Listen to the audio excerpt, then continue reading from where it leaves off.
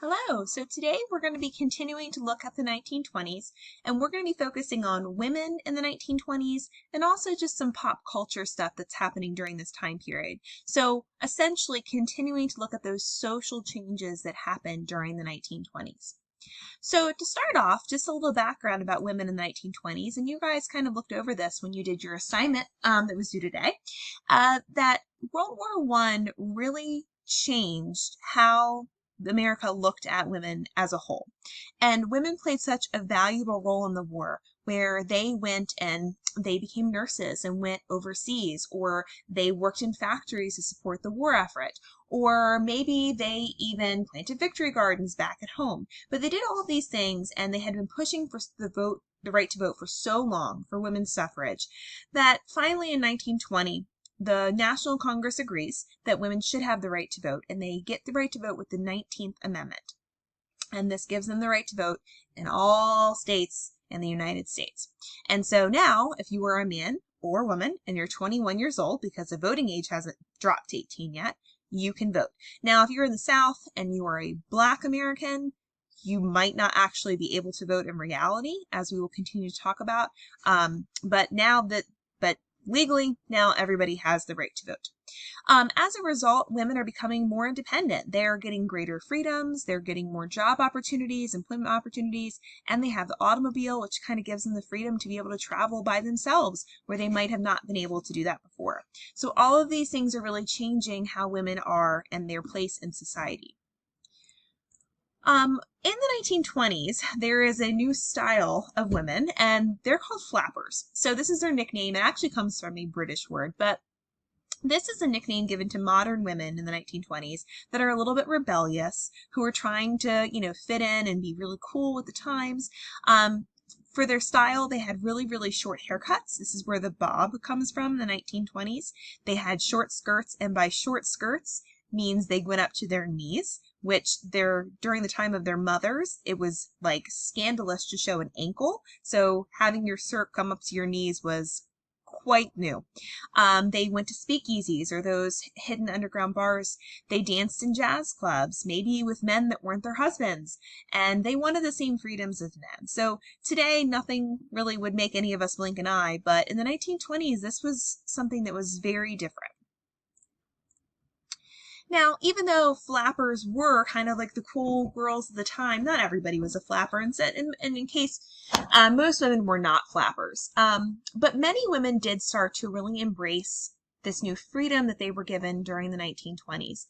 They entered the workplace as nurses and teachers, librarians, secretaries.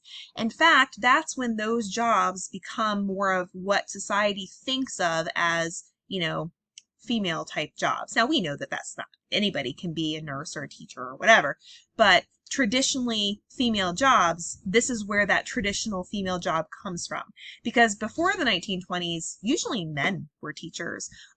Same thing with secretaries, a lot of men were secretaries. So this women getting these jobs is really where that traditional female job takes off.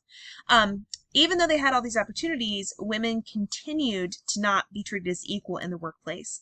They were a lot of times forced out of jobs if there was a male who wanted that job instead of them. They were not paid as much. They faced different types of discrimination.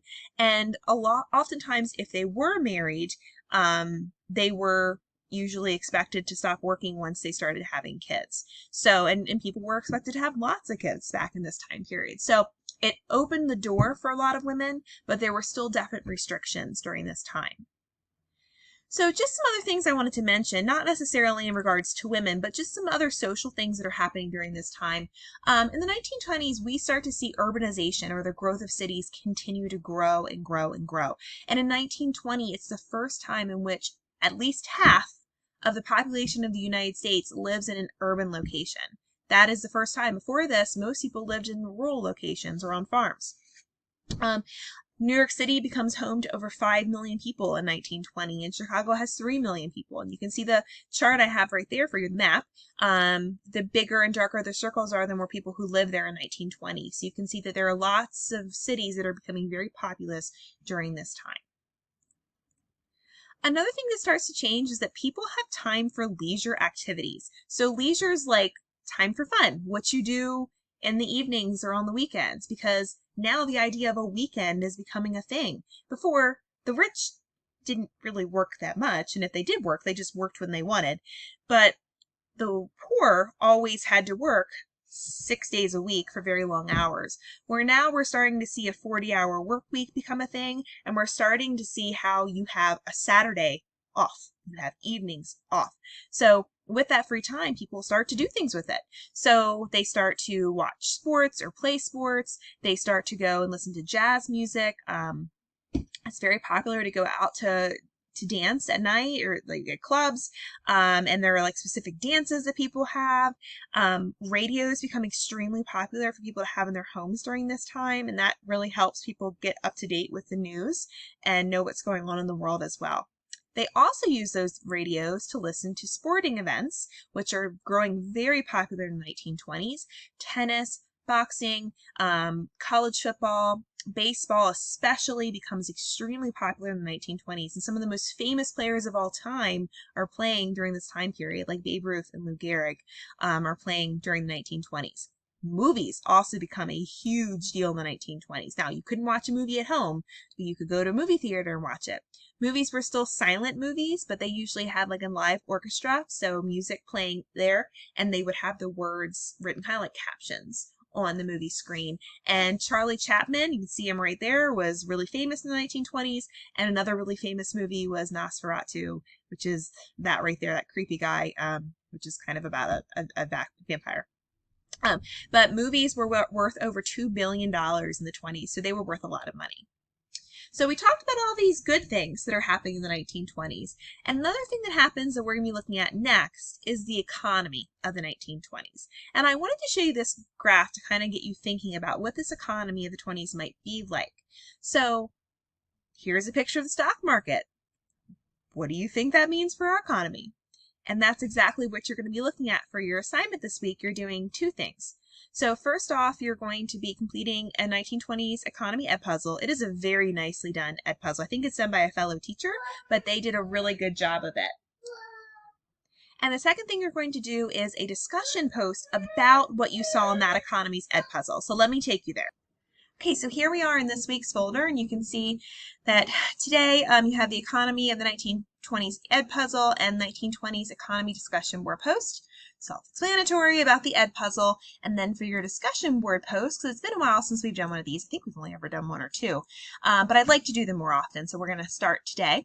Your question that you're going to answer is, think about the 1920s economy ed puzzle that you just watched. How did the rise of consumerism in the 1920s impact Americans and the economy? Your response needs to be 3 to 5 sentences long. So you're going to answer that. And I gave you some think about it to kind of help you if you're struggling with how to answer that question. You can kind of use those questions to help you figure out what you're going to say. Once you post, you're going to need to come back and you're going to respond to one other person's post. So obviously, please be respectful. And I told you some ideas as to maybe how you can respond to one of their posts as well. You're getting 5 product points each for your post and for your response. So this is a 10 product point assignment, and all you're really doing is a discussion board post.